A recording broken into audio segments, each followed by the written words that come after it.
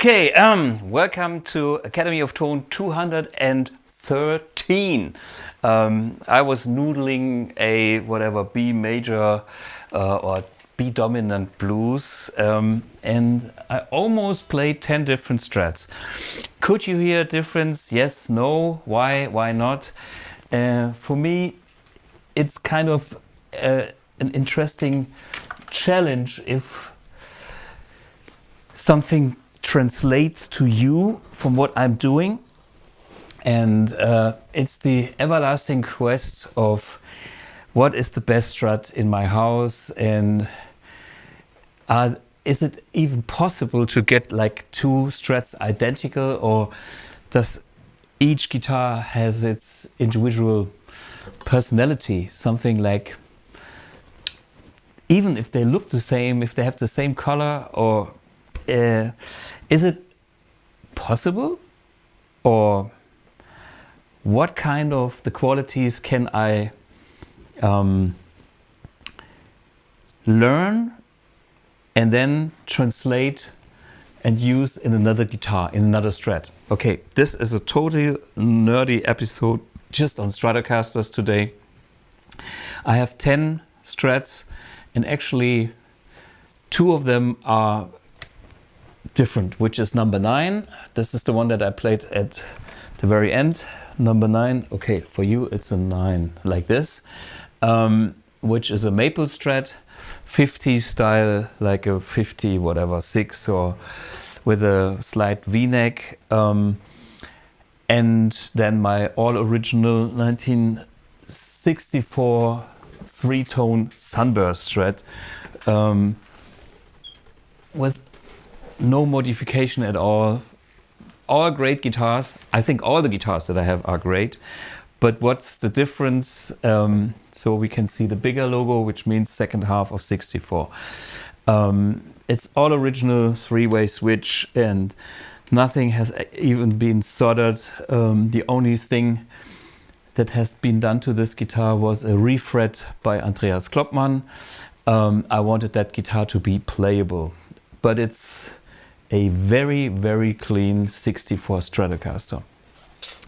But before we delve into this topic, the super nerdy topic, I want to talk a little bit about last Saturday, my little clinic at Session Valdor. And of course, coming there, I had a few people in the audience that brought their strats with them. One guy had a 63, I guess, with a refin, but also a great guitar. And someone brought me his BluGuitar, which was also great. Was again an interesting experience. To every guitar has a story. Every instrument says something like that. Okay, somebody says the 64 was a little bit too harsh. But hey, before we go into all these things, let me show you a little clip of the guitar department at Session Valdor. Nice place.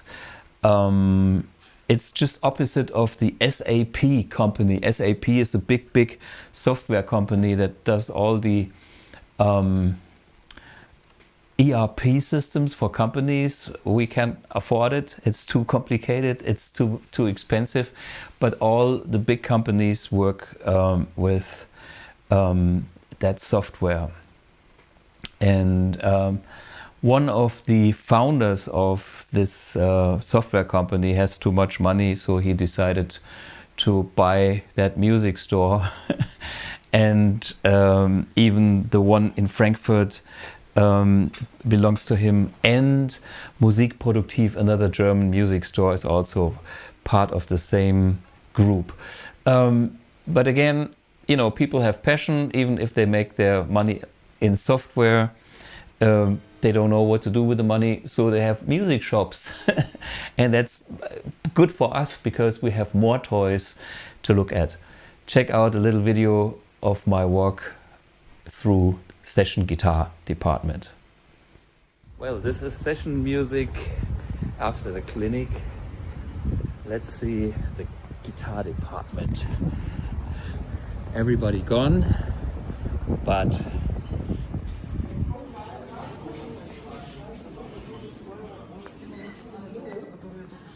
toys and more toys. Cordial cables. Ah, okay.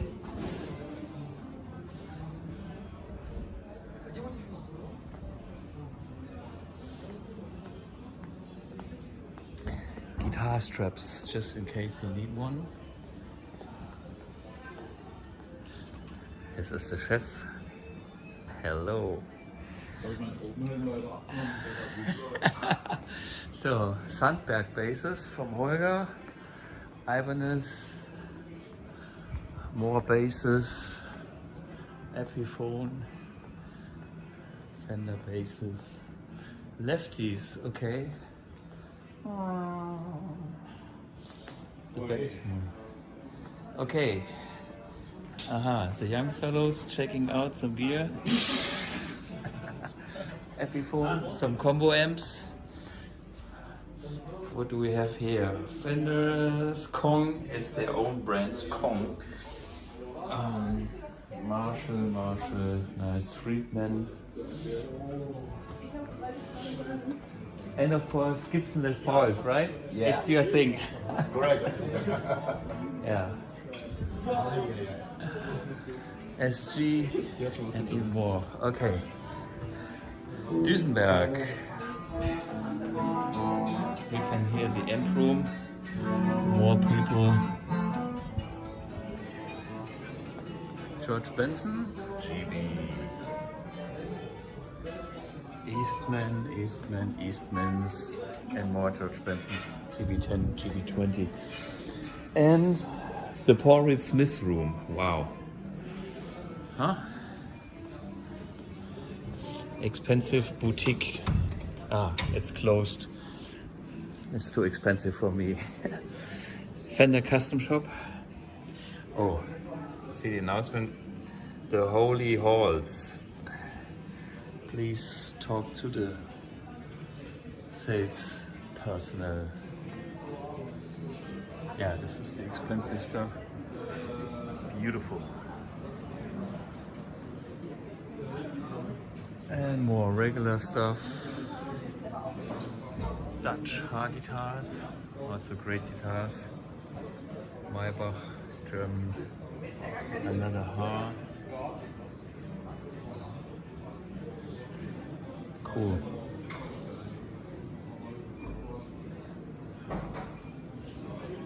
That's a nice one. Terra series. Also ich wusste schon, dass es Epiphone, Yamaha,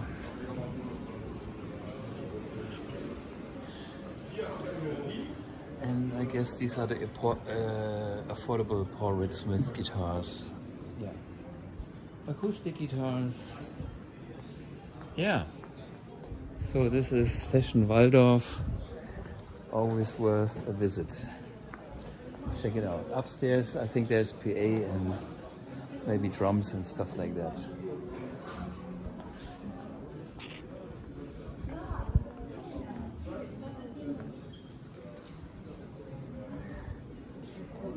Cheers. Yeah, so this was Saturday when Session Music Waldorf had their flea market, which means they had a few booths outside, and I was in a separate room, which was cool. Somebody checking out my 61 original Strat, and as you can see, the Amp X. And that guy was cool because he was also requesting after my Strat Mania during my clinic, which probably took 2 hours. I had no time limit, which was cool. He said, "Can you play that Gibson?" And the good thing was, you could hear the total difference of the two different guitars on the Amp X. It was like okay, we heard Strat, Strat, Strat, Strat, Strat, and then I played that Les Paul, and then bam, everything was cool. So real, so good. Okay, that was my clinic on Saturday. The other thing is, you know, I'm busy with this Strat theme, and my next spare guitar for a few curious. It was bugging me personally. It's like, okay, what is my best spare guitar? And you might know that the episode before and the episode before I was already in that world, and I constantly, every day, I was trying to modify things, and I kind of looked at all the details on the guitars, setup jobs, and especially electronics, like the blue one, what's going on there. And maybe you remember in last episode when I discovered that the value of the tone pot is critical for my personal sound, especially on the neck pickup. But before we go into my personal preferences, I wanted to show you that there are so many different Strats having different characters. Let's start with the one that is obviously totally different because it's like maple neck and 50s style. This guitar is, I don't know, built by Jörg Tandler, must have been in the early 90s. It's 30 years old. So this guitar is already vintage, even though it's not a real vintage guitar, but it uses original Fender bridge here. It uses Klopman pickups, but the wood was even old back then. So this is kind of the best I could get as a replica. So it's a very good guitar. But you don't see me that much playing that guitar, so I guess I'm not that maple neck Strat kind of guy. But let me show you what this guitar is good for. So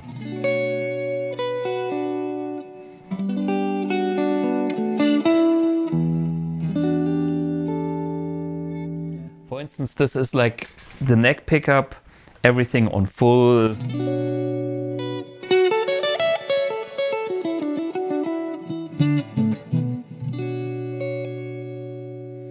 Yeah, 50s. Of course, we have to compare it so you get a feeling for what's going on. Let me get my real 61. Of course, it's the last one hidden underneath a big pile of guitars. So that's the number one. Okay. Lousy one, but number one. So we know what's going on. Let me show you what this guitar sounds like when it's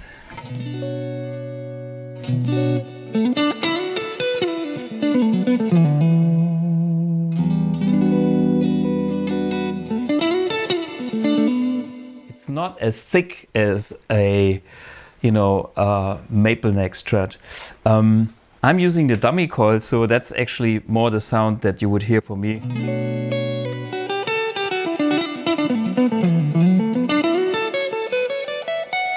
That's already thicker. So my first modification makes sense in the way I want things. But okay, let's hear the difference of this guitar naturally.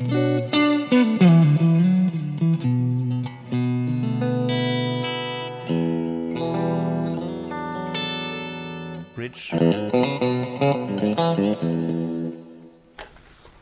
And back to the maple Strat. Where is it? There. Which is number 9. Okay. I hope you can hear the difference. Okay.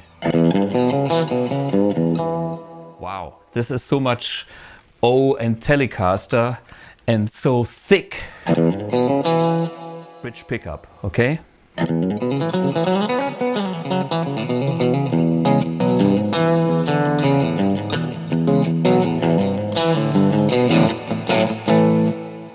So big. And then the neck and the bridge.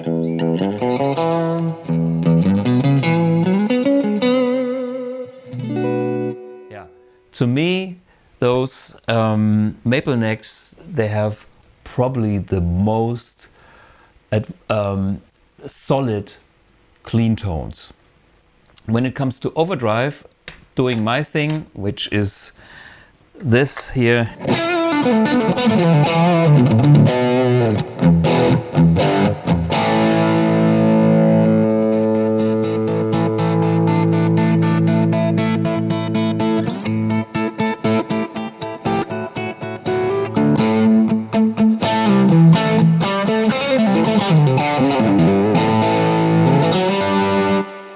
By the way, I'm using the amp1 vintage channel gain all the way up, master all the way up, and everything is middle position. So as a reference setting in my Stack 1970. So and clean I would use with a boost, volume on 7, tone all the way up, and that's like a sparkling clean sound. Okay, maple neck Strats, I would say they are the best for clean tones because they have more wood in the tone. Let's check out my 61, how much quality there is for a clean tone.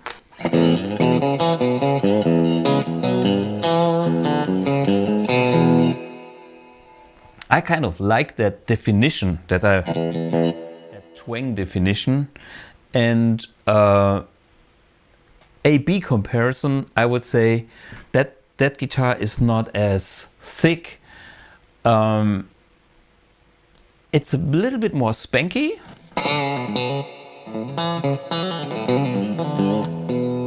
But I wouldn't say it's like thin and classy. It's just spanky.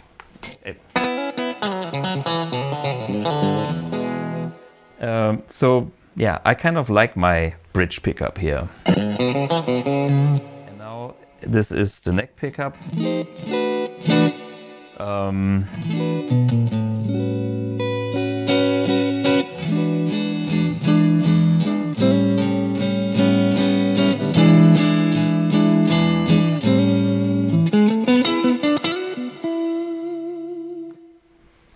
I kind of like it, and I like the fact that both pickups are very balanced due to the fact that my tone pot is a higher value than original. This is 300K and it's not 250. And this is what I found out with my experiments on the BluGuitars, that the original value that was in there, 250, which is original Fender specs, is not my personal preference in tone. So here is what I'm after, which is bridge pickup, neck pickup, and bridge pickup.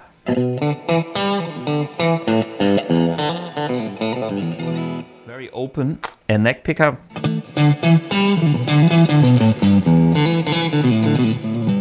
Almost equally open. I show you the non-modded 64, which has everything on full. Okay, this is the bridge pickup.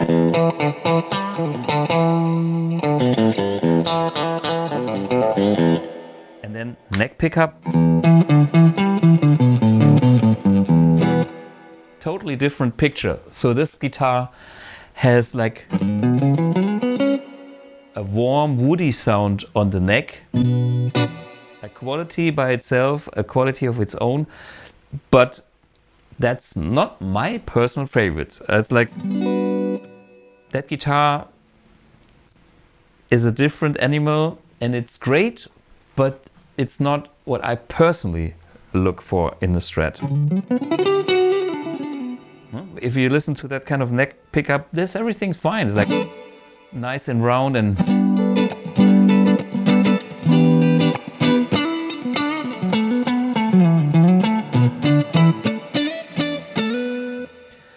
but compared to my 61, it is, somebody writes in the comments, muddy. Yeah, it's simply less treble, maybe muddy.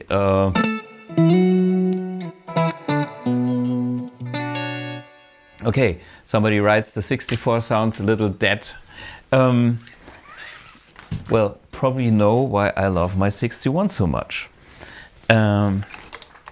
Okay, so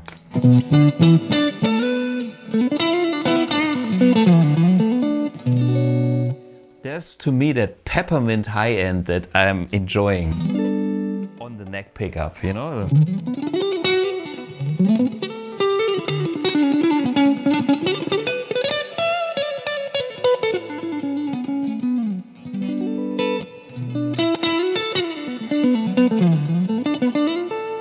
Okay, now on overdrive.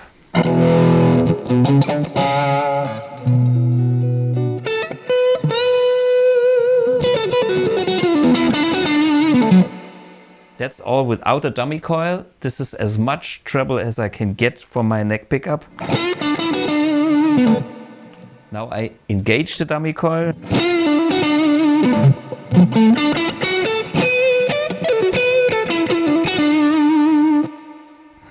I think that's a nice balanced sound, especially with the gain.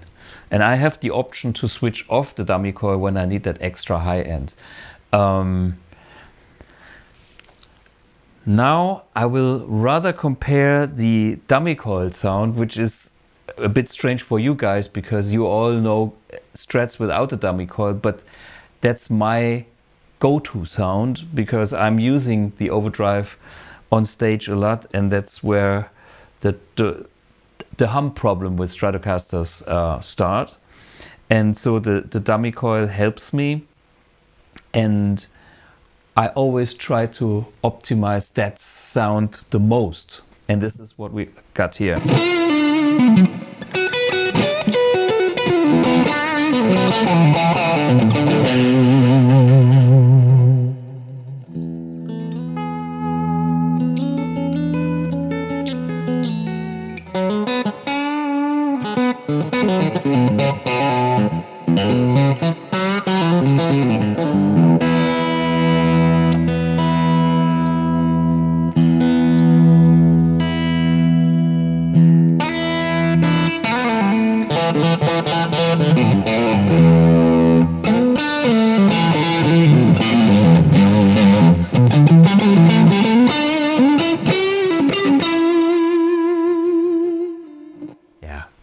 Okay, you can tell that it's my main guitar for many reasons. So let's get this out of the way and get that BluGuitar. This is number 2. Yeah, just so you can see, every guitar has a number, and now we can see what this guitar is doing.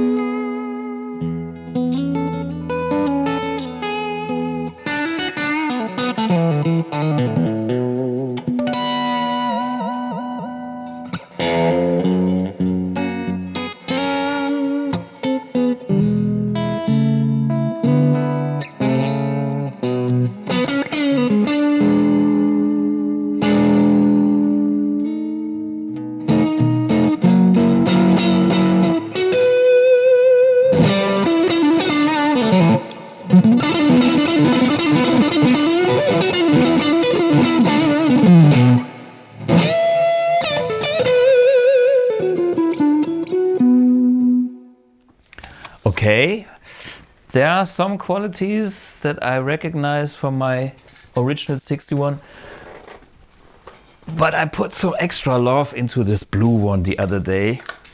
Let's hear that. And then we can compare two guitars with different colors, but with the same making, okay?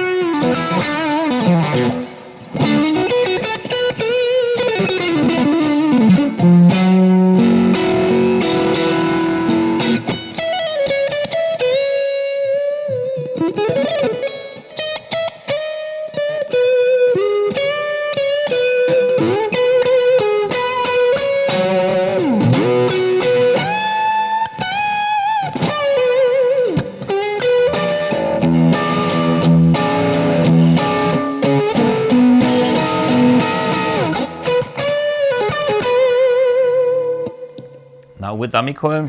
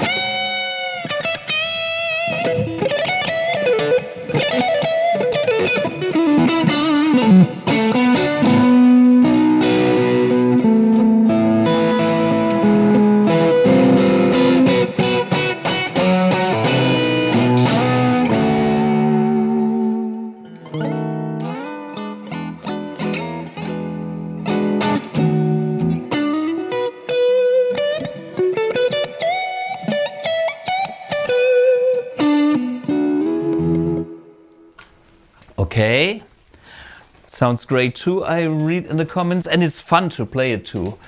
And that little minor changes I have done to the guitars by modifying the tone pot gave the guitar a notch here and a notch there. Let's see how a vintage does. And this is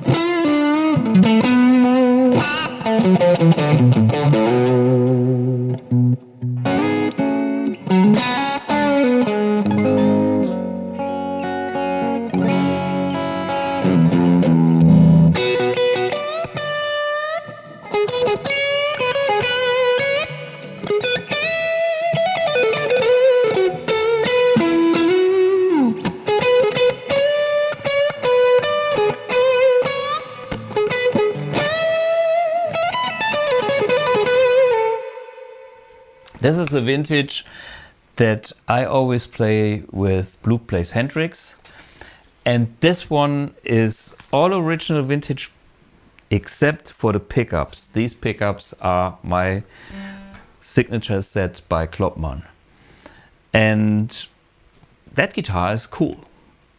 I think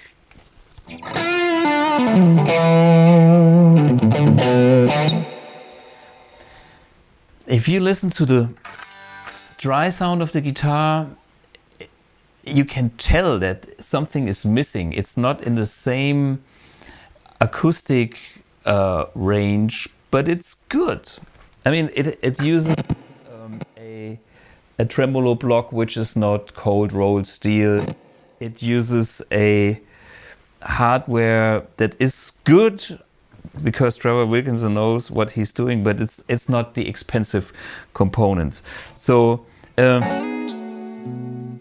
it's an example that a cheap guitar, cheap so to speak, 619 plus the pickups, I can easily do my thing. Let's get an all stock vintage like it is. That's guitar number 7.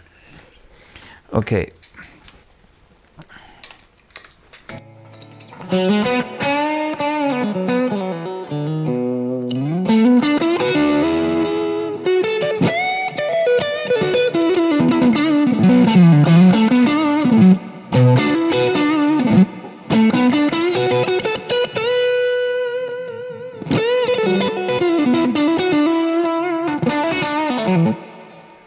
think it's, again, not bad. It has all the stuff that I need when I want to play soft.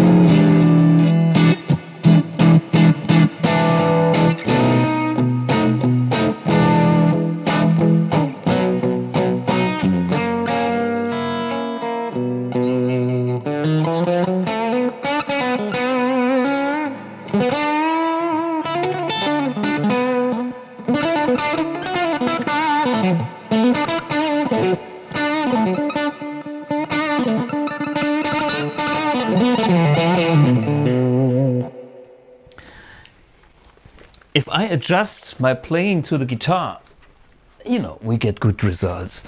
I try to be fast and do the same thing on the vintage with the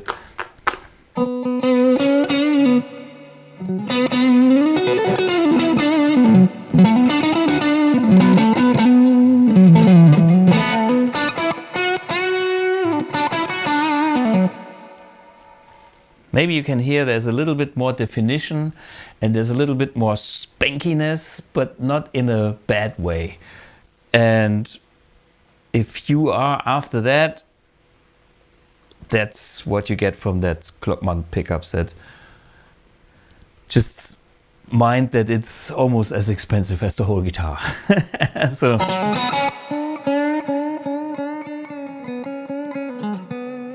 it has, you know, due to this kind of extra soft high end, which I'm a junkie addicted to, there's more nuances I can use in my playing. But hey, this is my personal taste. I'm doing this episode just so you can watch me looking for my qualities, so maybe you know your qualities and you can go on your own journey to find whatever you like. Maybe even better. I mean, I just do my thing, and it's an example of how to optimize a guitar. So, you know, I was narrowing down different strats, and yeah, now we look for the qualities in different price points and what the different aspects can change on the guitar. And nothing works if the guitar is set up in a bad way. So the first and most important thing of everything is have the neck straight and all these standard criterias. I mean, it's a waste of time and money if the setup on your guitar is lousy. This is why I have this key here to you know, adjust the necks to like where they should be.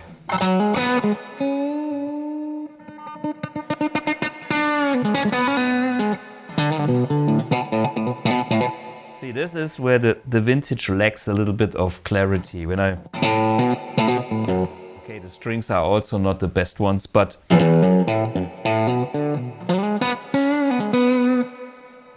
Like the plain strings sound cool, but the wound strings are missing something. And by the way, that's a similar thing on my 64, but get my number one. And I show you, even with old strings, that guitar can still do that. It's like... I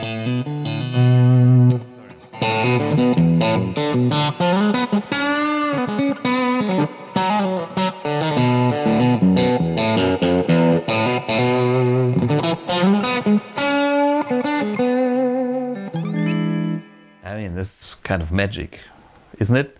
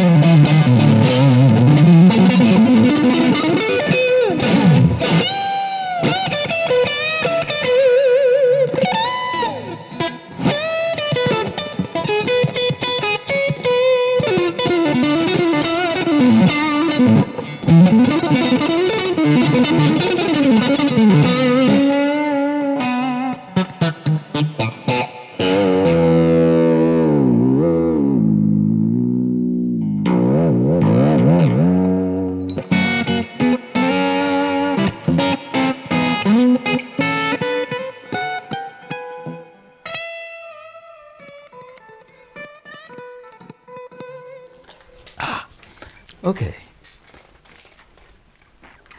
This. Back to the vintage. I can do my thing.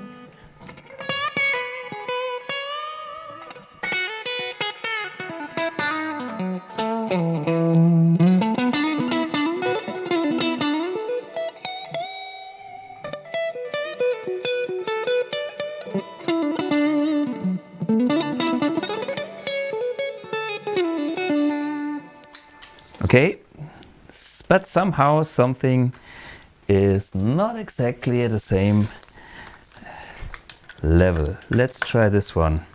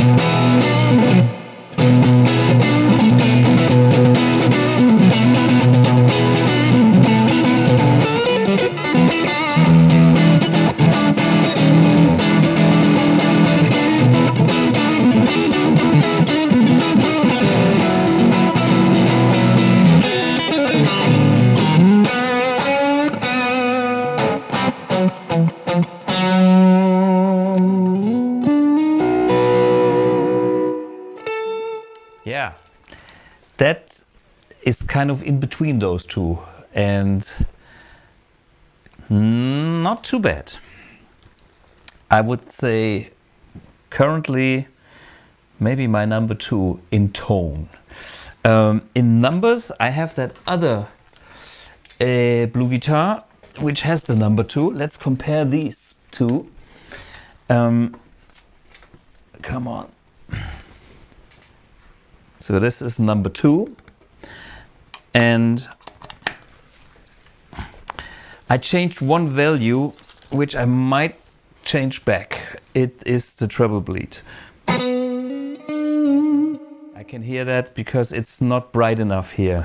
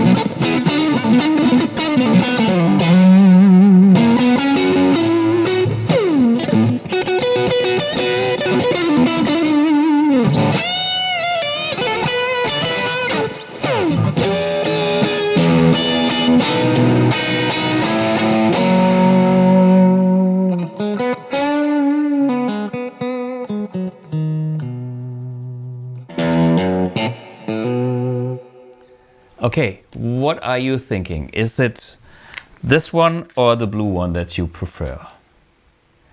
The guitar sounds so, yeah, okay. I'm reading some of the comments here. Interesting. Okay. I show you. I have so many others. Okay. What else can we show? I can show you the. Oh, which one would you like to hear?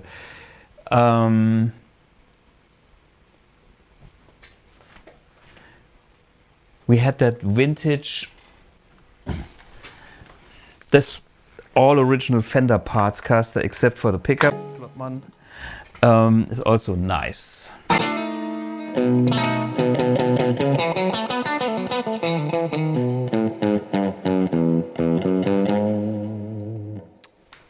But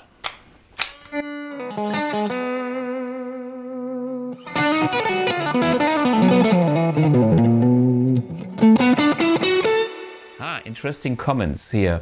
The blue has too many mids. Yeah, okay. There's something about more mids on those guitars. Okay?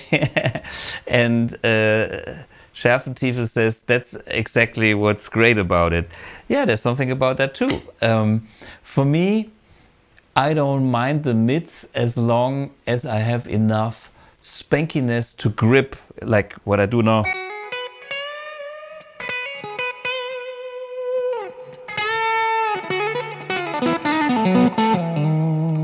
And if there's, let me show you, when, oops. So I'm using this one, which has,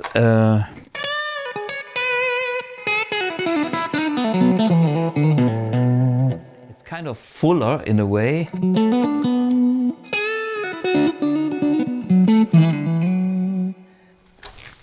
Which maybe you like, but if you go back for my all original 61, you can listen that it's not that thick and it's more fragile.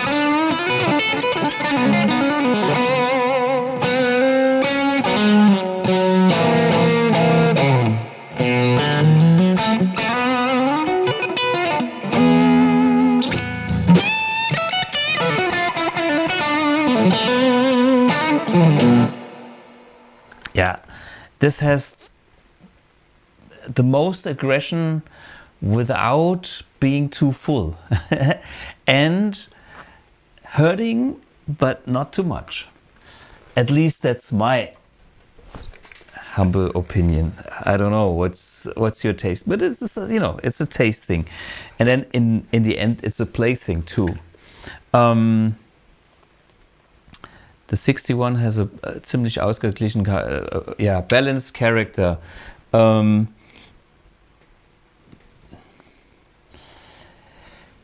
But okay, Giffy Moda says it's a balanced sound guitar. Yes, but in my hands, because other people would play differently, and then maybe it sounds not balanced anymore. And so this is like, it takes two. It takes the guitar and the player.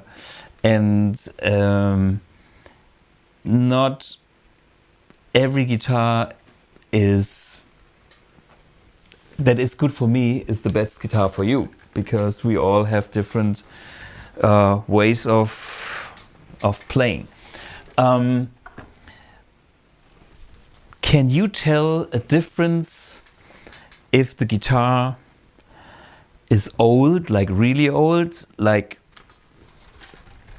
that is a 1960 neck, and it's like old hardware?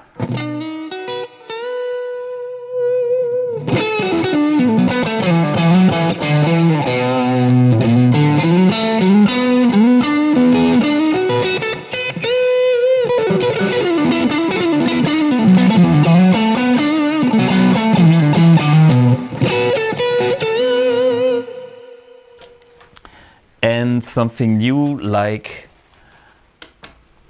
that BluGuitar, the BluGuitar. Very.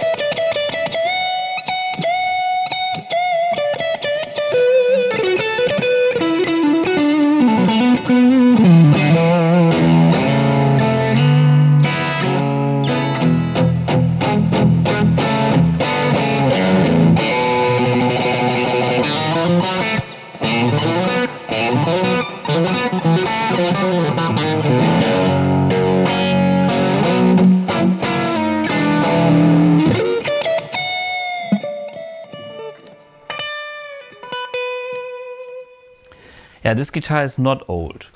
Can you tell the difference of a real vintage instrument and a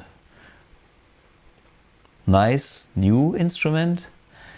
Is this only something magic for the player, or is this something that you actually can hear?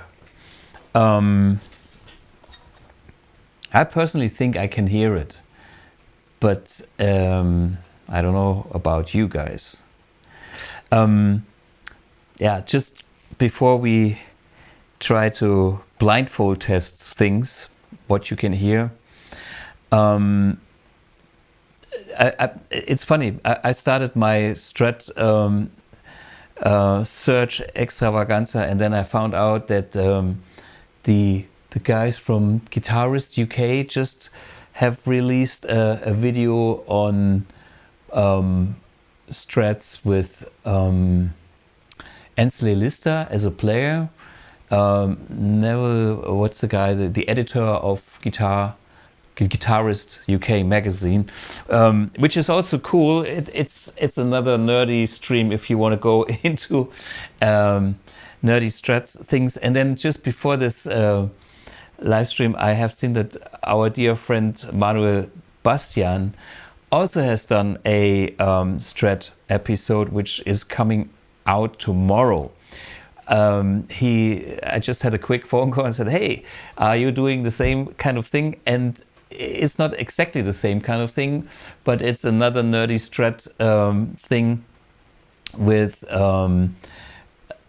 Daniel Diephold, a friend of his that I know too, but they are more friends that I just know the guy from what he's done. And they compared a bunch of their Strats, which include basically more old guitars, 62 slapboard, a 63 veneer board, which is Manuel's that you have seen here in the episodes, a 65, a 66 from Manuel, a 73 hardtail, and then some Squier guitars, which are also kind of interesting. I had some of those from 81 JV series, and one of the first US made vintage style Strats from 82, because before that Fender was so lousy. I think we have a little clip that we can show you about that.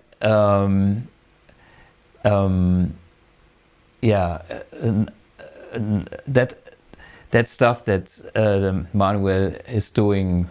I think it will be released tomorrow. Check it out. So I have to say, of all the Strats I played today, this is probably my favorite, sound-wise. Mine too. Mine too. Because the high end it produces is... It's unmatched. Like you can... Yes. We can throw around words like silver high end, sparkling, you know. Yeah, play a bit. That's which amp are we on?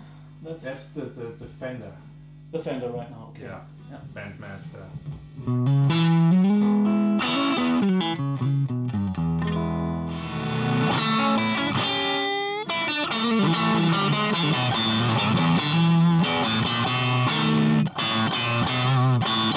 Wow. That's it right there. That's right? it, yeah. It's that controlled bass end. It's and perfect. The treble is in the right frequencies. It's not harsh, you know. It's not. It's above the harshness and below the harshness. Yeah. It's just the right note.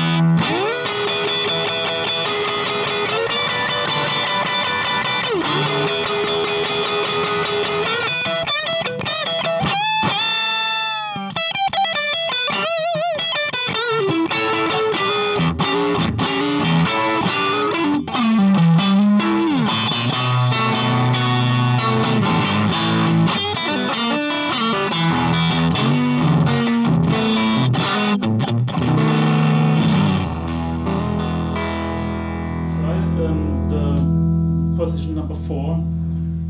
Yeah. I like this a lot.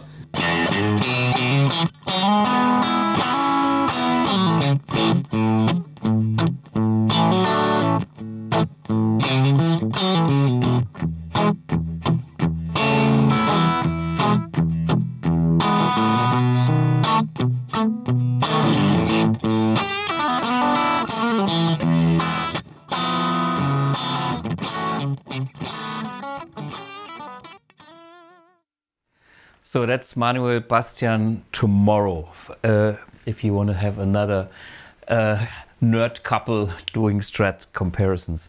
Okay, I would like to show you the stuff that I have here, which is my number one. Wait a minute, what is going on here? That sounds harsh. What's sounding harsh? Does anyone have a good idea for bridge pickup in a 2012 standard Strat with 3 fat 50s? Neck pickup great, middle pickup great, bridge nah. Okay, yeah. If the bridge is too bright, get one that has an O. This is always what I'm looking for in guitars, on the bridge, on Strats, in the bridge position. And here you can hear it.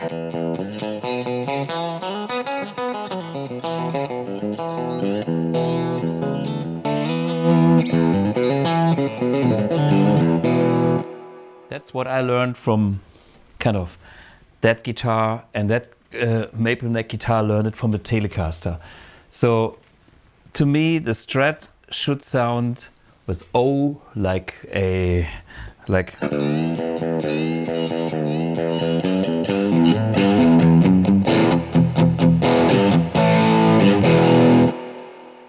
if there's an O, you're on the safe side. If there's an A or an E, then the pickups are too hot, and that's probably your problem. That sounds great in the other positions, but it is like an aggression that is getting too much. So the trick is the pickup shouldn't be too hot. You rather put it closer to the strings, and that increases like the output, which is what you need with a weak pickup. On the other hand, it also increases the O, because the mids are not so strong with a weaker pickup, and that gives you that nice foundation. If the wood of the guitar has the O, which this guitar already has, it just simply translates it.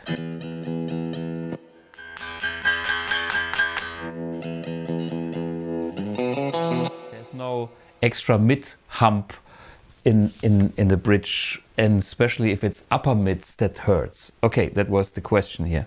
I wanted to show you the guitars real quick again and explain some of the qualities. We had the O here.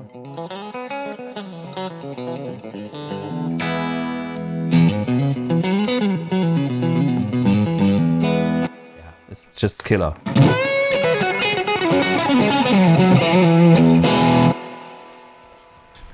Number one.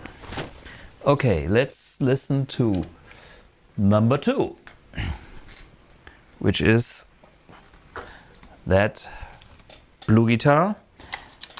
And number two, I wonder if you can tell, if we do the blindfold test behind my big brothers when I play there, if you can tell which number I'm playing. I want to hear you guess soon. Okay. See, the same kind of O.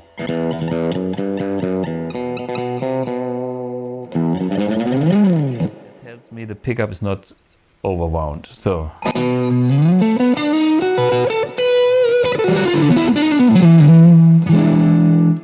But it's a bit fuller than the original 61. Number three was the blue one.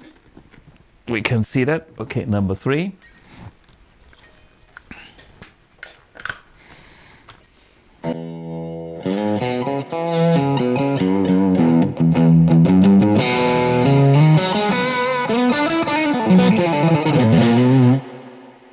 The string action on that guitar is actually a bit too low, but it has a, well, compared to my other guitar, and that increases the spankiness.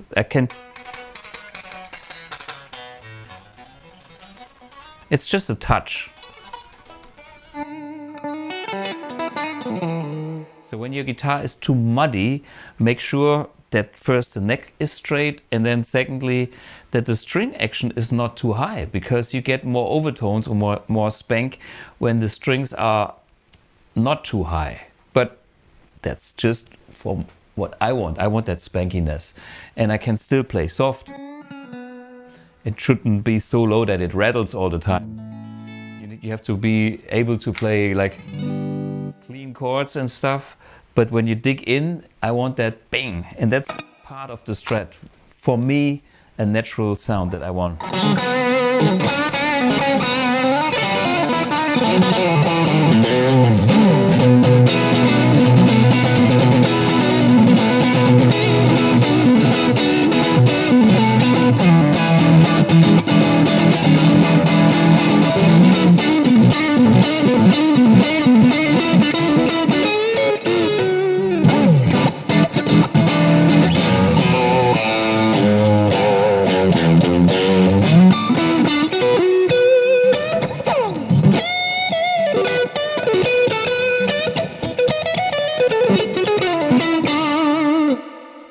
Okay, it's a fun guitar and it's blue. Okay, number 4. Oh, I think there are more blue guitars out there that I didn't play. Ah, there's the number 4. I haven't played so far. The reason is they're probably not as good as number 3. Let's check it out. It's actually not that bad.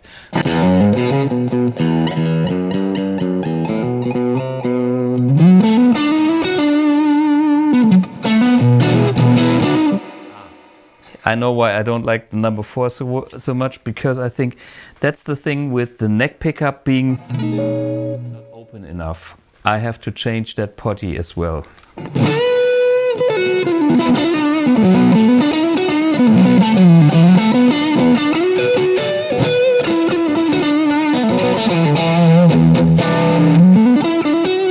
Yeah. I mean, if I want to keep it. But this is like number 4, okay? And then there is number 5, which is again another blue guitar. That's the 5. We haven't heard that either. Let's check that out. Okay. Oops.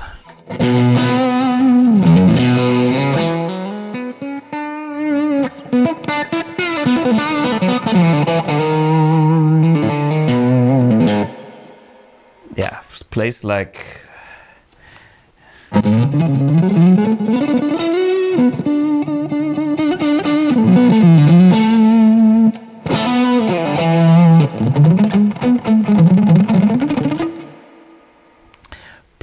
butter, but doesn't have the same twang. So this is okay. Number 5 is not my favorite.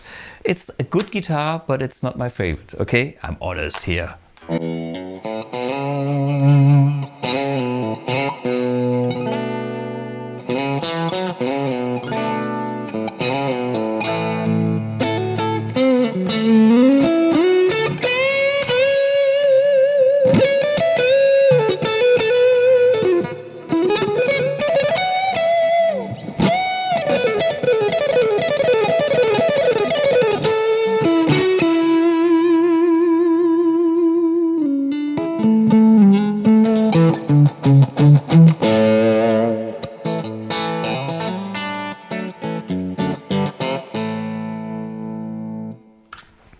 Just to show you what I mean, let's play number,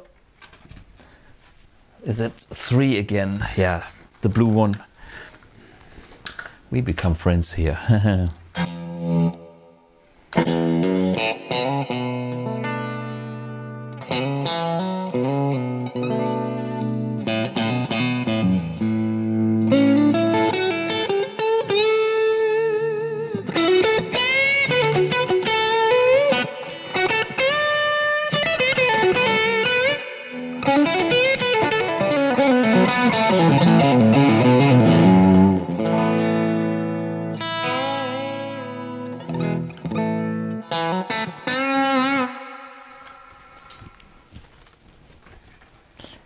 Yeah, well, they all have something. Okay, 5.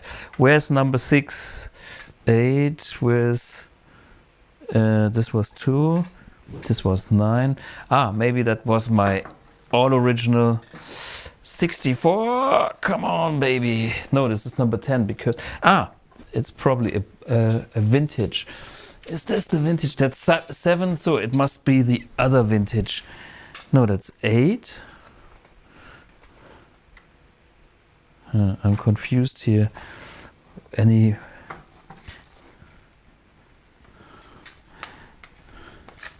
That's the one. That's the Fender Partscaster, which is number 6.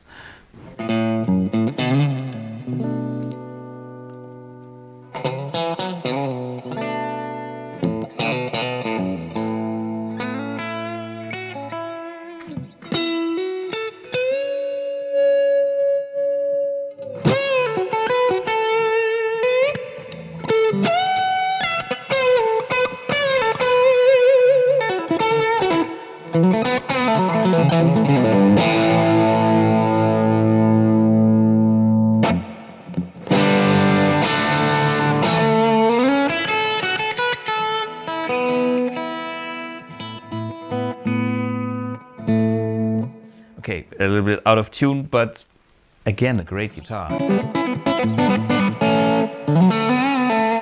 Okay, I have to tune it up because otherwise you will, you can tell that this is this guitar because it's not in tune.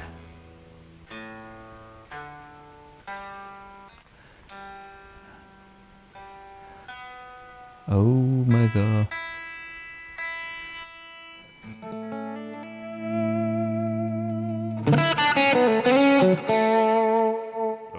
I hate that volume knob because it's not moving like I want it. Anyway, I have to take a little bit of care later, not now. Okay,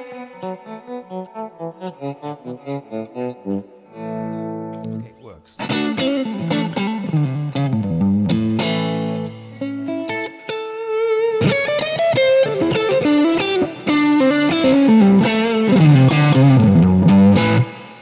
Okay, so this was number 6. So number 7 was the vintage, I guess. Okay, now we are, yeah, that's number 7. Very low price range compared to anything we heard before.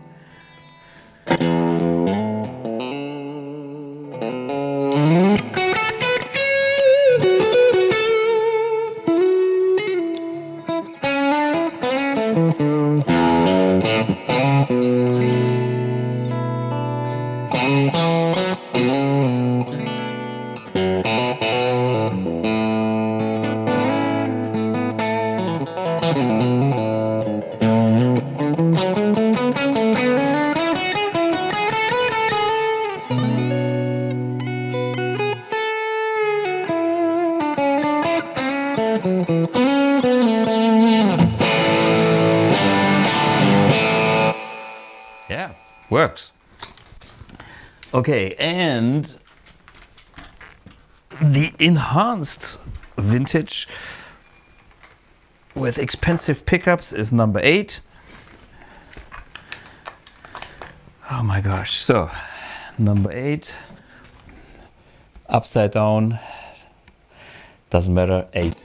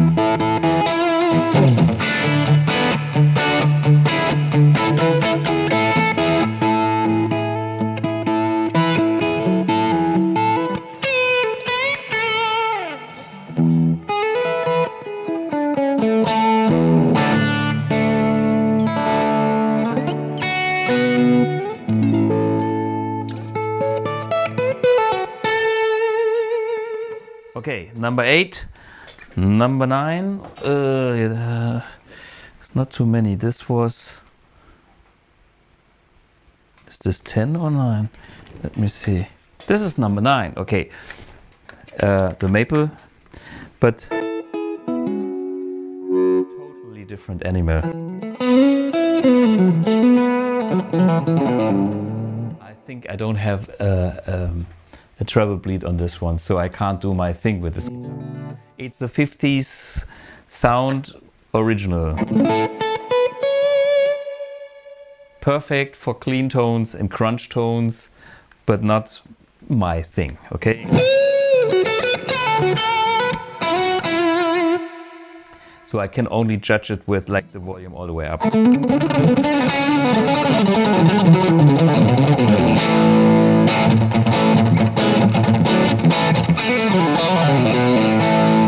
Okay, so I think that's out of the equation just because it's a different animal. And this is number 10, which is the mint condition 64. Again, no treble bleed, all already.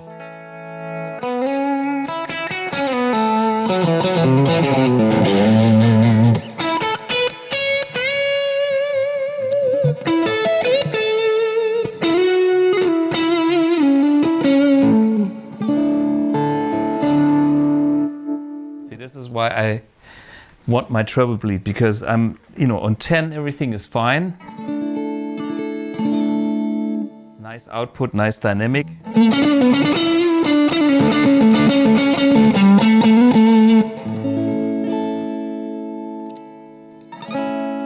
the moment I go back, the sparkle is what I'm missing. So that's my personal thing. That's why I do all these treble bleed mods on my Strats. I wouldn't do this on this one, and this is why I don't play that live. It has a great tone for a few things, but it's not versatile enough for what I do when I play.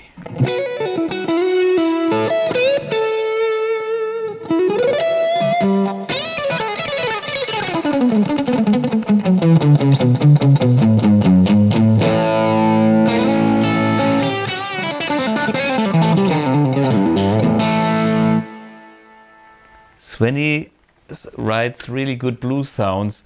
Well, it's nothing special. It's vintage at 10 and middle position. If you play blues, it's blues. If you play rock, it's rock. Okay, so let's get those two out of the comparison. You might have heard the guitars. So I will disappear and play a few guitars for you. I might start with the most expensive comparison, which is a Fender Partscaster, which is my number one, 61, where is it? Here. And which is... I shuffle the guitars around so you get fooled. And then I have a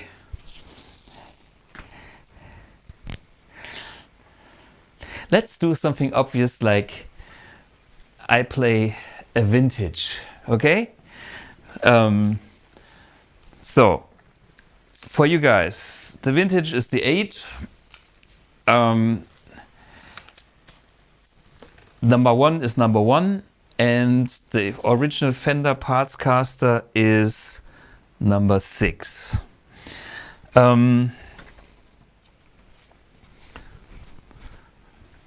So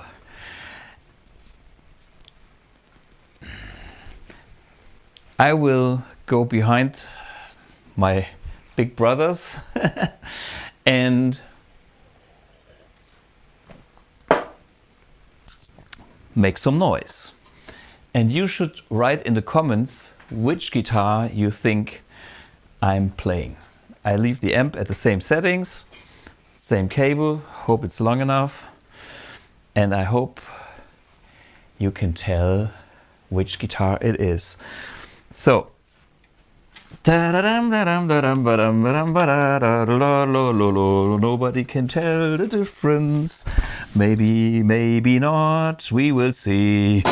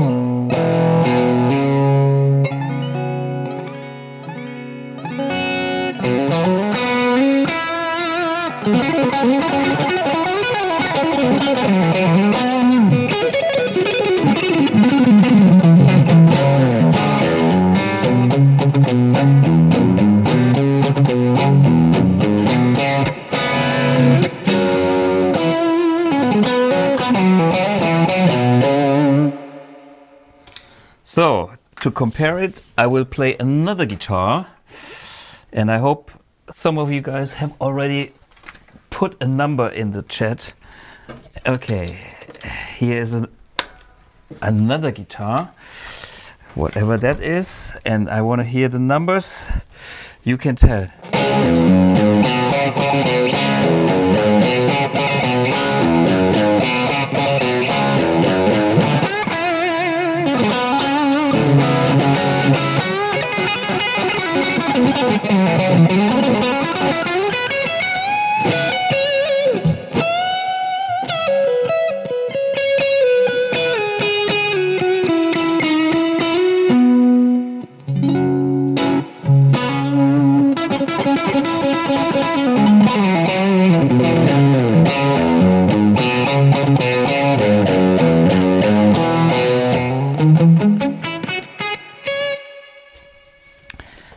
So, and last but not least, a third guitar. And then I want to see the numbers. And you get the award for big ears or not. Okay.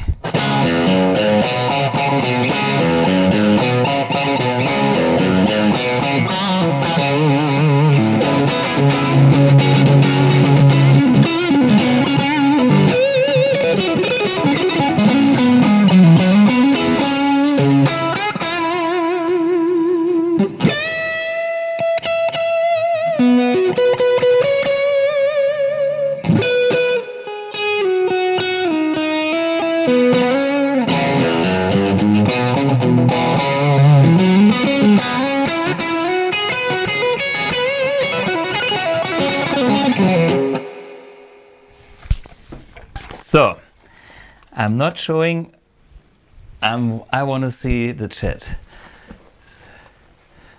Okay, difficult, but I guess the first one was 8, the second one was 6, and the last one was 1. What is, this was HDO. So, so the first one, the first guitar that I played, you think it was 6 or 8? 8, then 1, then 6. David, Marcus, 8, 1, and 6. 6, 1, 8. we see all different things, and that's great. Okay, because let me show you the guitar that I played at last. The cable is still in the guitar. I can prove. See, I'm not moving my hands. And the last guitar was number 1. Okay. So, whoever heard my real 61, which was the last one? So, now comes the question, what was first and what was second? Was it a cheapo guitar, or was it a very expensive Fender parts caster?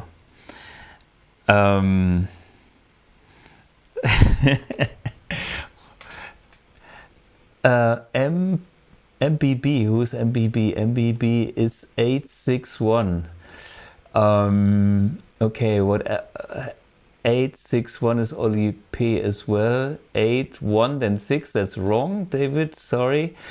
816 is wrong, Marcus. 618 is also wrong, Schärfentiefe. But MBB is correct. Okay. I started with 8, which was the vintage. Yeah. And then I moved on to the Fender parts caster. And then I had the number 1 Strat. Interesting, guys, huh? Okay, I make another round with different guitars. So these are out of the game. Wait a minute, I need some. Maybe I put them here. Okay. So. Okay, let's have the blue one. And let's have, so you can also ask me to play. I'm definitely leaving number 10 and 9 out of the game because they have no treble bleeds and stuff. So I will have the BluGuitar one and maybe the vintage. And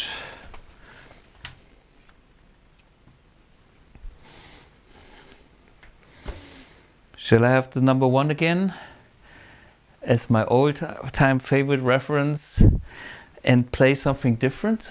Okay, so I unplug this guitar and I will play some guitar. Okay, dee dee dee. So, see, this goes into something. And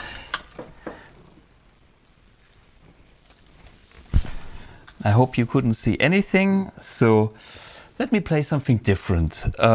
Maybe I play something like this. I had this.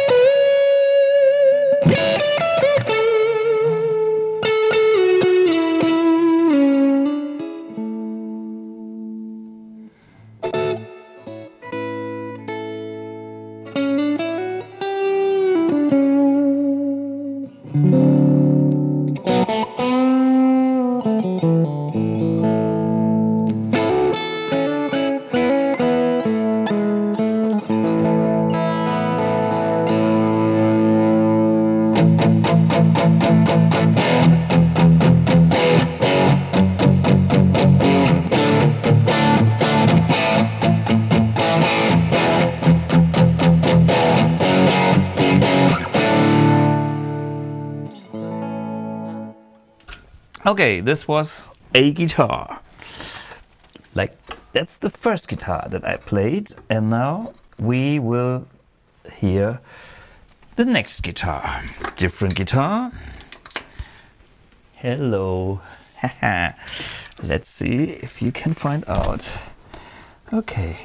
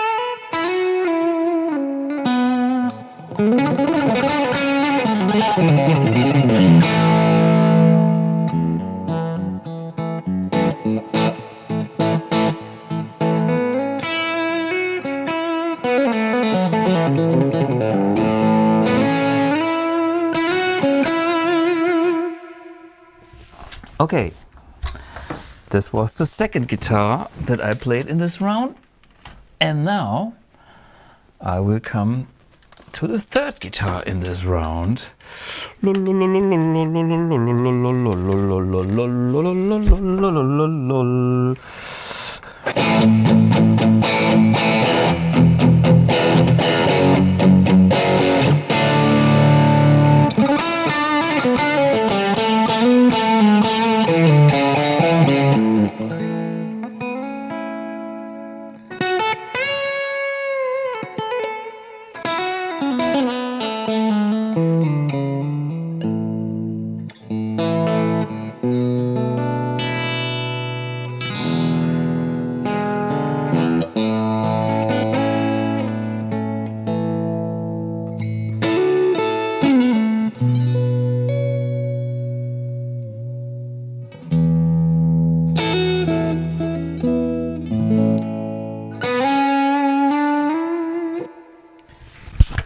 Okay, this was the third guitar that I played. So, what are we guessing here?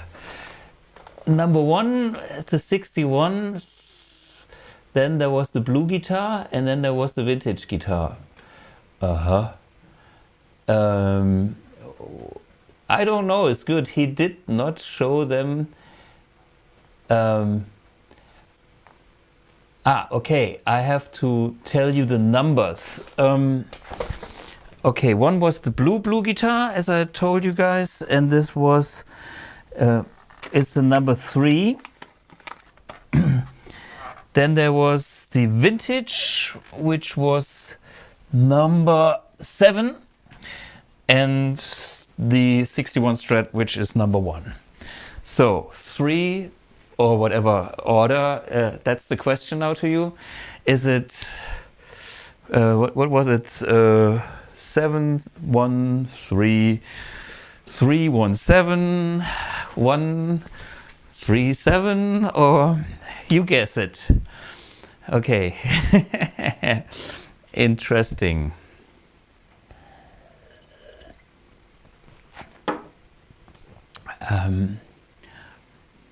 Hey, by the way, Germany was winning last week 5-1 and today 2-0. But we wanted to know your guess. Okay, Olli P says 1, 3, 7. Schärfentiefe says 3, 7, 1. And AC/DC is 1, 7, 3. Okay. The cable is still in the last one, so we can clear that thing up. And it was number 1 again. Okay, so the 61 was the last one that I played. And now is the question I started with. Was it the blue guitar, which is number 3, or was it 7, which was the vintage? So Hardy O is wrong because the one belongs at the end. Olli is wrong because the one belongs on the end. Schärfentiefe is actually right, because I played the blue guitar first and then I played the 7. Okay. Winner of this round, Schärfentiefe. Was? Shitty. I love that. Okay, so we heard these guitars, and it's interesting that I can, yeah. I'm not trying to cheat. I just play, and whatever comes to mind spontaneously, and this is what you hear. Giffy had a phone call, and I'm too old to multitasking with ears. Yeah, that's when you get older. But anyway, is there anything you would like to hear? I can play 3 blue guitars if you want to hear, because I have more of those, which is quite an interesting thing. So get my number 1 out of the picture, and the blue one is still back there, and I will have another blue guitar, which is the number 2 then. So And I have another one. That's gonna be hard for you guys.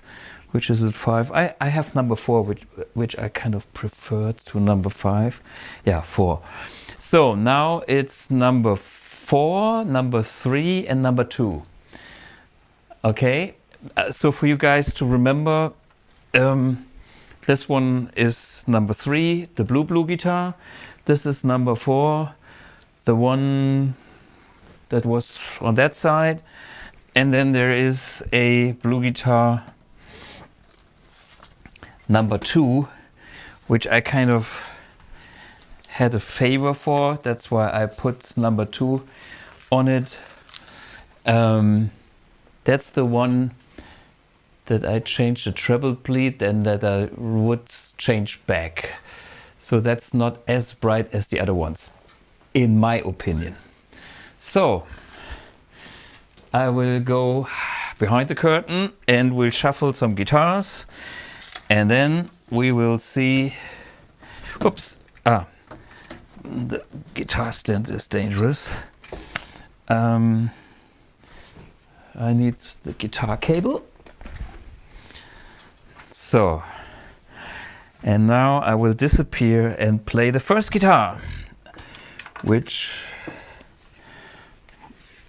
number I don't tell you.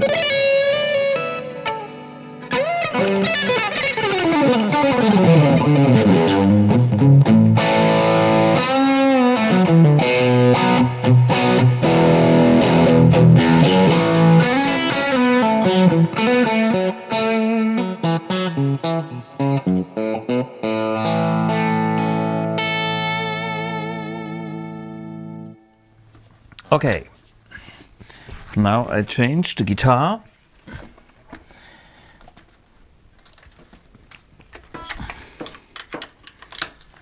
And here comes another one.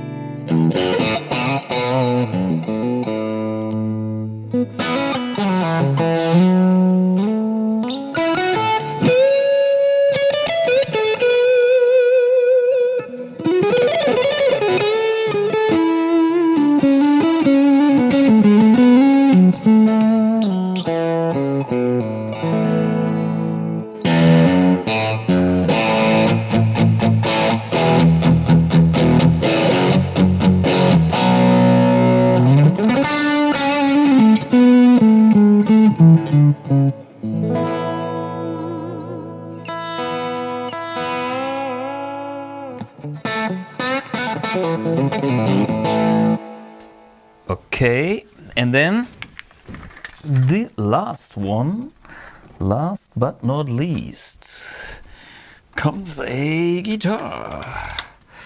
Guess the number. Ricky, don't lose that number. Okay.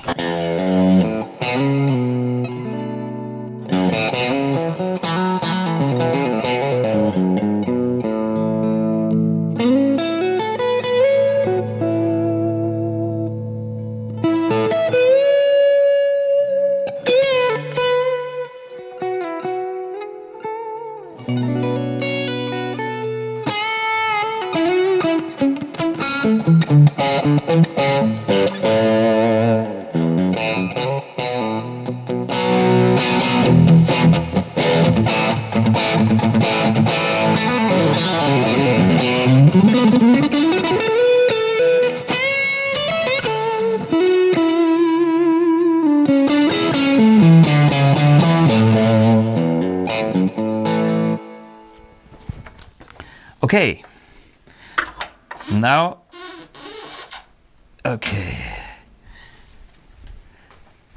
This is your challenge. Okay. Where's the first? I only see one comment by now, correct? So, BluGuitar Master Build, BluGuitar Master Build. Ah, okay.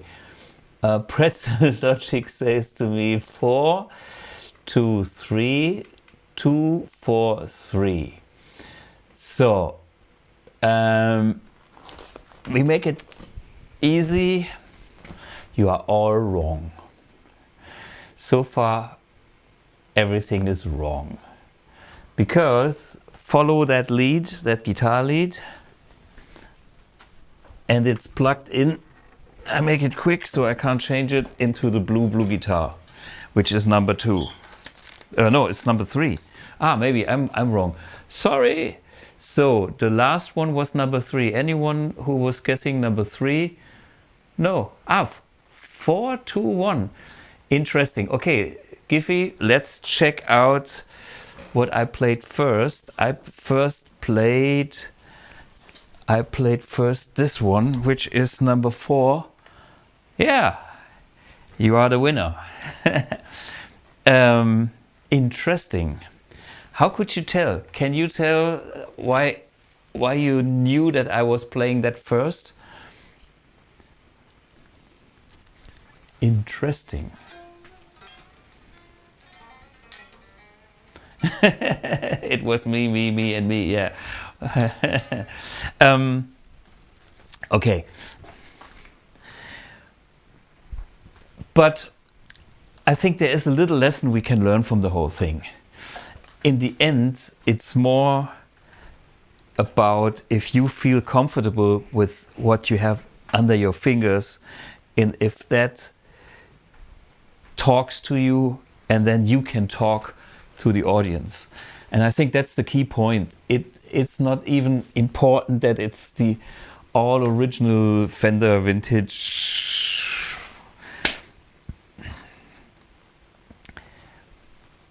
If you have a guitar that you connect to. And the moment you see something, you are already biased. You have a feeling for what you see, and your eyes tell you, oh, this is not the original Fender, this guy is not good. And you know, these days everybody plays relic Fender Stratocasters.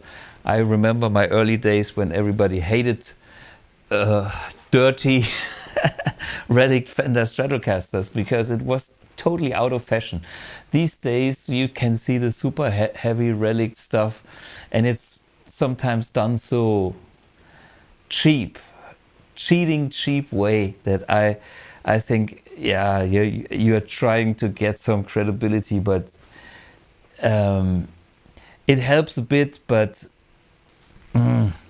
it should be some kind of a complete package thing. I mean, if you are not the kind of guy, then you should find what fits for you and what makes you sound and feel great.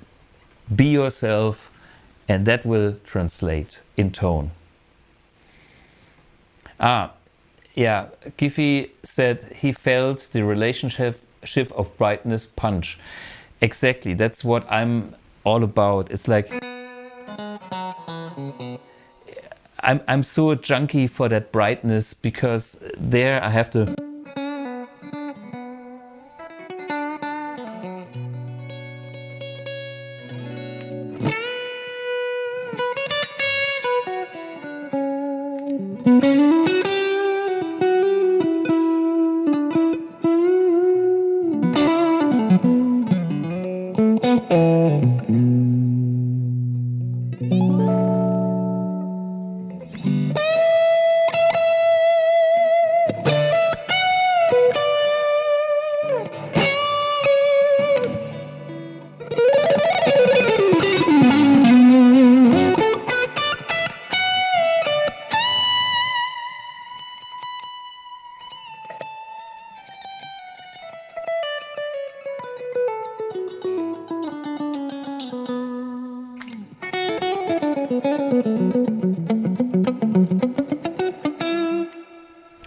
I think the moment when I get lost in my playing in the guitar, it actually doesn't matter anymore. And there's a trick you can also do. You switch to a sound that is less critical, like going for the classic channel.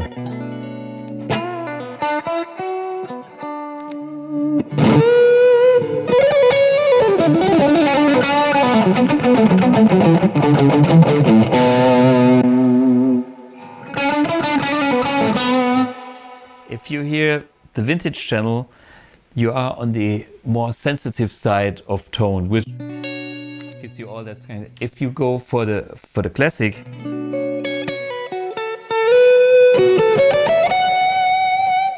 everything is kind of more and more balanced. So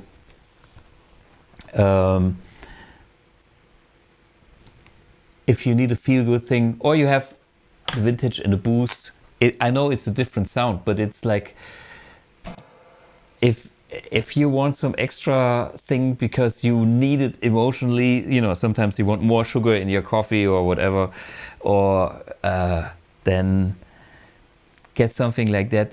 If it makes you feel good, it's good. Simple as that. Okay, so that was my lesson. We have tons of Strat videos to show you. One of them I want to show you because it's one of those very successful videos that I have done with Otto Waalkes, The World of Vintage Guitars, a channel from #1 Hamburg, Germany, where I have the pleasure to play and demonstrate all these new guitars that come in, and so I have always access to great instruments and learn and get excited about some of the instruments. Yeah, let me show you a few of the things you can check out here, which is, wait a minute, la la la, you don't see my chats here, hopefully. So this is the channel #1 Guitar Center Hamburg, and when you type in Strats, there's of course my 61 Strat, but there's the 67 Strat, there's the 1960 hardtail Stratocaster, there's the 64 Strat, there's the 57 Stratocaster. There's Otto, because that's funny, you have to watch this. We show a little clip. Do we have the clip? Yeah. Full.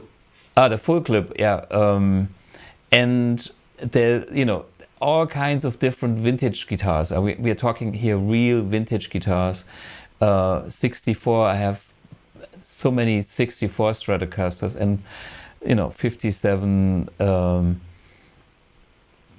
yeah, all different guitars, all Strats. So you know, if you just dial in Strat, there's, I don't know, 20 guitars. And of course, they are all different. And in my personal opinion, there is no two identical Strats. At least I don't have them. I can tell the difference, but the question is, how important is it? And for me, it is how much I can connect to the instrument. And my point is, I know what I want, and I optimized my parameters, and with all these things at the right point, the parameters in the right spot, I can do my thing in any price range. And I'm more happy when I have a guitar that has my features than when I have a great Stratocaster like my original 64 and it doesn't do the trick that I want from a guitar, because I'm kind of next level. It's a Strat with my specs. And that's, of course, is a matter of taste. Other players have other tastes, want different features. or just want them as they are. I learned a lot from vintage guitars because that typical Strat tone was always my go-to sound, and I found that if a good vintage guitar is in your hands, I got most of that. And I found that the guitars that seem to be overwhelmingly good sometimes are blenders. You have to live a bit longer with the guitars to find out about also the weak spots and the weaknesses, and suddenly you start to love those as well. And that's kind of a complex personality in the end, and this is what is for me exciting with guitars. And my original 61 still has that for me. And in the end I have nice spare guitars now. Maybe I bring the blue one just because I love the color so much, and as you can hear me playing it, it's great. Or, you know, I'm set, I'm good. Let's watch that Otto video because it's hilarious. You have to see it, and that maybe is interesting to watch more of these. But you should, if you haven't seen it, watch it now.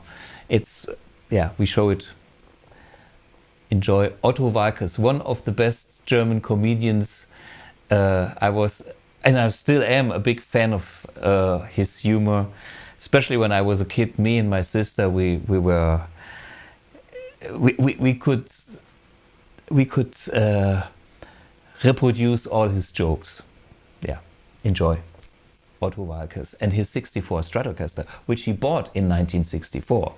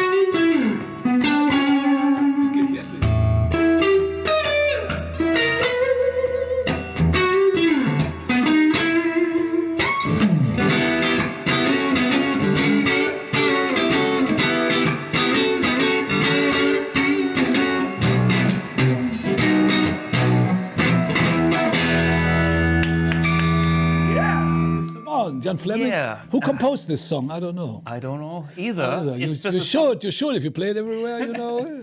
Yeah, it's a song that I know. And this is a guitar. This is beautiful guitar. I was checking out 3 different 64 Stratocasters. That's a 64, yeah, that's right. I didn't know that, yes. And this is your guitar. That's right. I bought this guitar in 1964 in a little store in the north of Germany, in Ostfriesland. Ostfriesland, where he comes from. For the guys that don't know Otto, it's me. It's him, yeah. It's the famous comedian, you know. It's like, well, that's what they say. Well, I remember you from my child days. My sister, we were doing the Brechmittel thing, which is like, Mama, ich mag mein Brechmittel nicht essen. Du magst dein Brechmittel nicht? Kinder haben es nicht gern, wenn sie immer das gleiche Brechmittel vorgesetzt bekommen. Sie verlangen nach Abwechslung. Und die gibt es jetzt. Denn jetzt gibt es zum Kotzen. Hard to translate. Yeah, but it's like a little vomiting commercial. Yeah, but it's pukey. I was very impressed about your humor, and my sister, we had always a good laugh on this. And it was in the 70s, it was not easy to do those things, you know? Yeah, you were on the forefront of... I remember it well. Introducing words like zum Kotzen. Yeah. And other hard stuff. But Those were the days. yeah, so And I had this guitar, yeah, because I played in a band. I was in a band called the Rustlers, was 14, you know, and we played 3 o'clock in the afternoon, PM, for people to dance. And I had all this Cleara and the strange stuff we bought. We didn't know about electric guitars. And I'm a lead singer, but I played this guitar. And then I saw Jimi Hendrix. He had this, it was the other way around. I didn't know what that's a strange guitar. Yeah, like this. Yeah, yeah. Like this. And I heard the sound, and I was amazed by the sound. So I want, and then I saw Rory Geller. Everybody had a guitar like this, you know, it's a Fender Stratocaster. Yeah, yeah. I want one. So they bought my band and I. We were 4 of them. We bought a Fender Stratocaster at the little store in Ostfriesland in Oldenburg. Oldenburg, Fischmann, and it costed 1,200 Deutschmarks. That's about.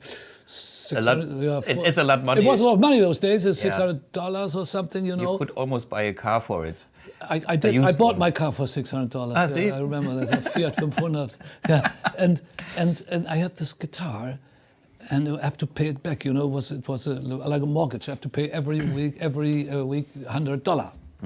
So we had a gig every week, and I played with this, and we played the Renegades, and all this stuff, you know, Cadillac and all this stuff. You want to play? Let me try it. Look, my baby grew up in a brand new Cadillac. Well, my baby grew up in a brand new Cadillac.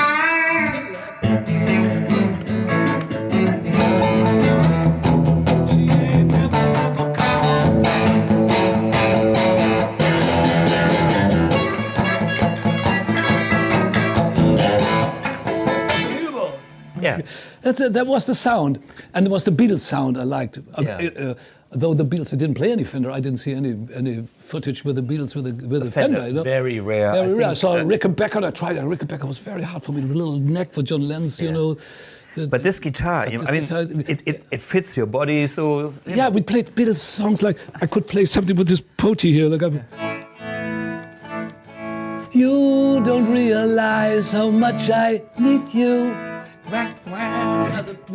call it the Orgel effect. Yeah, the Germans call it the Orgel effect. Yeah, I found the guitar with the Orgel effect, and I had it, and it was really, really great.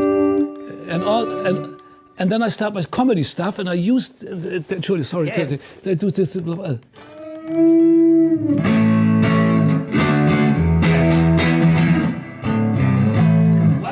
I think I love you. Okay, we give you the really dirty sound as well. Wait a minute. Give me the dirty sound, please. The dirty sound is here. I didn't even know how to handle it. In those days, it was just the volume up and down and the 3 different pickups, and that's all there was. We had not a real amp. We had an amp, an AC30. I had an AC30 later on. Yeah. First, we had a DIN Accord or something, you know, cheap. Everybody was in the bass and even the Gesangsanlage. Was heißt das auf English? PA system. The PA system with the voice, little lady, got all on one speaker. And we did, for parties we played, and they, not so loud, yeah! We had troubles, you know, but they didn't know what was coming up. Yeah, but did you do the Hendrix thing? I mean, you've been inspired. I don't know, no, I was...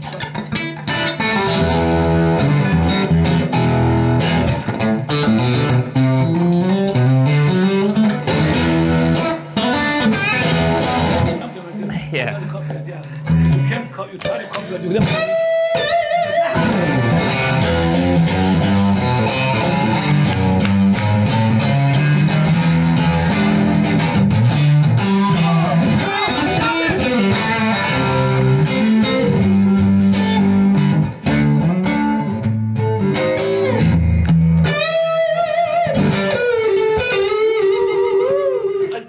I used it for my comedy stuff. I played my own song, like Schwamm drüber Blues. Did you hear about that? Yeah, I think that,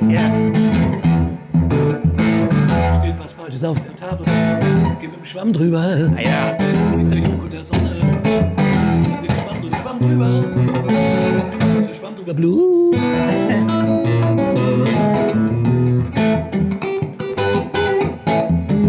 Was my song. I could it on a folk club, you know, it was very quiet because I have an electric guitar. He was like, what is he doing? What's he doing?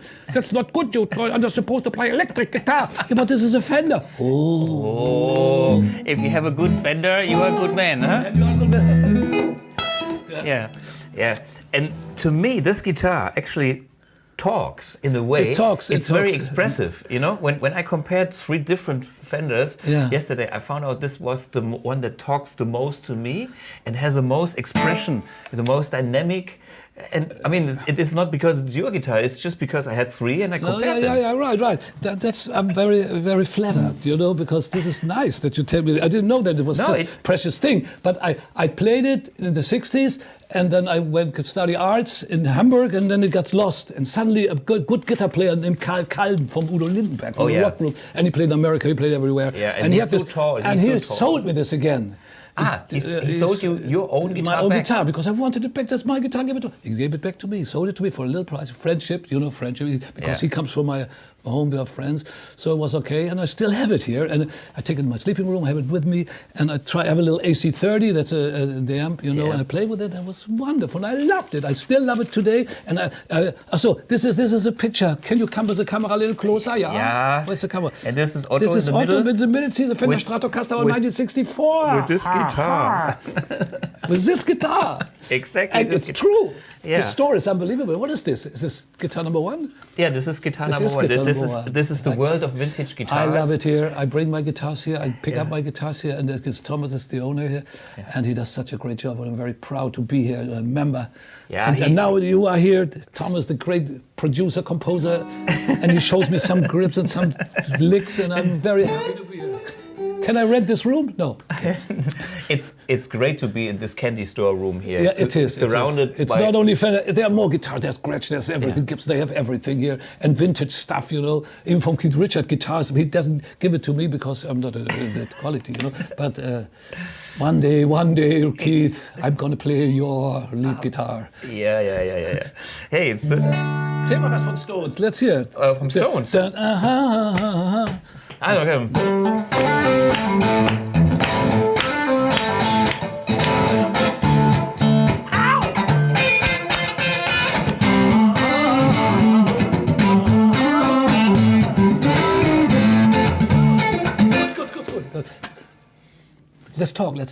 Let's talk. Otherwise, we never stop.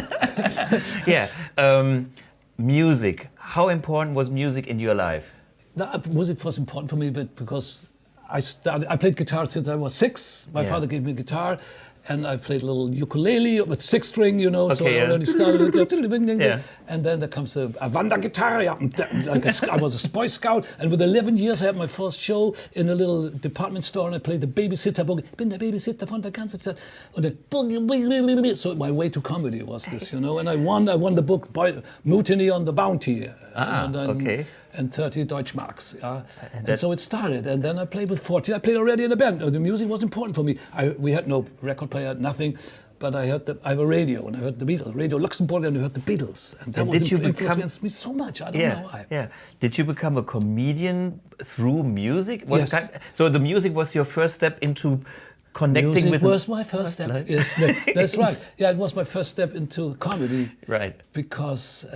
I played with a band for many years, and then I went to Hamburg to study arts. And and Hamburg has the possibilities. You can play music in little clubs, like where the Beatles played there too. You play little clubs, and you get the 5 Deutschmarks to play a little shtick studio. And I was very nervous, and in the intermissions, my phone fell down, and I tried to excuse. I'm sorry, I'm too nervous. And the audience loves the excuses more than my music. So I continued excuses, and this seems to be a typical way. I know another comedian called Helge Schneider from Germany. Oh, he's the best. And he was playing in Peter Burch's Bröselmaschine. Yeah, I know. And he was always taking the piss out of Peter because he said, "Oh, Peter, you cannot even tune the guitar." And then his, comments were loved even more by the audience than the real music. He's unbelievable. But why do we have to talk about other comedians now? I don't like this. What's going on here? Yeah. Just kidding. I love Helge very much. He's a great musician. He plays piano, plays every instrument. We see each other very, very often. Continue working about it. I'm always impressed about artists that they are not only playing an instrument, or being a comedian, they paint. Do you paint? Yes, I do paintings. I still paint like Ron Wood. Like everybody does. But I painted since I was a kid. My father's a painter, you know, and he paints walls and everything. But I do little cartoon figures at school. We do the little cartoons. you know. And so I draw this little elephant, and it got very important. All this, this little thing here, you know. This is your world famous Ottifant, right? Yes, that's the Ottifant, yeah. You know what? This is my rip-off of my old guitar. This is a new guitar that somebody made old with, you know, with all the dirt. So it's not a real, it's not an original. No, this is like. But it looks. My niece did it for me. She was getting all the grease on that. So it's counterfeit. It's a counterfeit. Wonderful. Can you do the Ottifant for me and my niece here? Yes. Just on the back. What for Thomas? For yeah, Thomas. And the niece? You must remember the name of the niece. Yeah. Leonie. Okay, here's the Ottifant. Ottifant. How cool is that? See, this is. But now it's $1,500 more. But I won't sell it because it's so nice. I buy it from you. You know, I'm so proud of that dirt on the guitar. It's really good. Yeah. I like it. You built this yourself? Yeah. Oh, this guy is unbelievable. Yeah, so, you know, this is the thing about old guitars. To me, the old guitars don't only sound great. I couldn't play a polished new guitar. It would feel like I'm wearing the wrong. Okay. You know, it depends on what you want from that guitar. You know? Yeah, I want a dirty, sweaty guitar because I make because you're a dirty, sweaty guy. Yeah, know? sure. But I'm a clean, nice, sober man, and I like to play new guitars. But the Fender is something else. You know, when I play nylon strings, it's different. But the Fender, you can play anything. You know, you can play nylon parts. You can do sticks like this. You know, you can even open.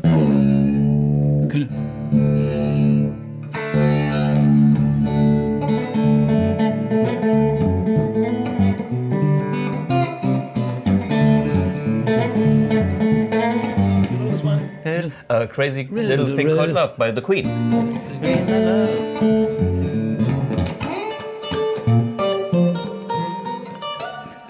So you can pick two on this thing, and I like to pick. That's why my nails are for. Yeah. You know. Did you write your own lyrics to that song?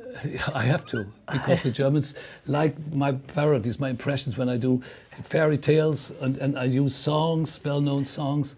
And do your own little. My own little shticks, yeah. Yeah. I love that a lot. Yeah.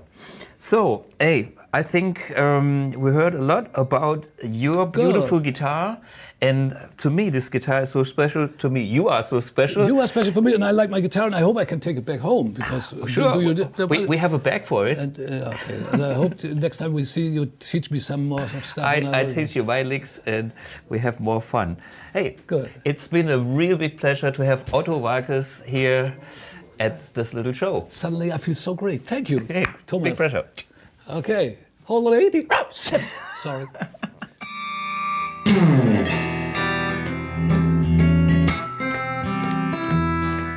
Yeah, the great Otto Waalkes, German comedian. Yeah, and he did the painting of the Ottifanten on another BluGuitar, which is sitting in the office. So I can't sell this one, and I can't sell this one because it's the only one that is blue, and I'll keep another one, and the rest, yeah, finally can go. So I have made up my mind. And back to Otto, it was like I had 3 64 Strats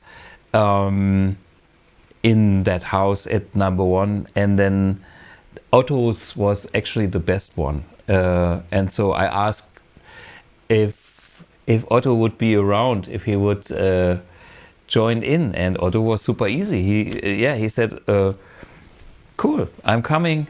For whatever. He didn't know. He had no clue what was going on, but I mean, he's such a pro, so great guy. Yeah. Anyway, so this was my nerdy Strat episode. I will do 2 things. That's what I took from today. That will get a slightly bigger treble bleed to keep up with the treble on my number 1. It's 1 change on this one, and there's this other BluGuitar which needs to have that change value for the neck pickup for my taste, and then I'm happy, and I'm already happy. Okie doke. Yeah, I hope you learned something, and maybe you learned that it's not so important to have. It's more important that you have a guitar that you connect to, and there's nothing wrong about vintage guitars in general, but it should not be an excuse. I cannot play the guitar because I don't own a 61 or 64. That's all crap. The moment these guitars would disappear, I could still be alive and kicking, do my thing. And, you know, people like Gary Moore have done this, selling Greenie, or, you know, David Gilmour also sold a collection, and they still can be identified as David Gilmour, even though they play whatever new guitar, which is great. So yeah, I will take another look into Stratocasters when I get a hands on the 70th anniversary model Strat, and then we can talk Strats again a little bit, but I think that's enough for now. Next week I'll have a guest, I hope it works out, a bass player, and we will talk about how to put yourself in the groove and where to place you in the beat, and it's a nice thing. Stay tuned, see you next week, and nerd out and watch Manuel Bastian's Strat comparison tomorrow when it's online. Enjoy, see you soon, cheers, bye.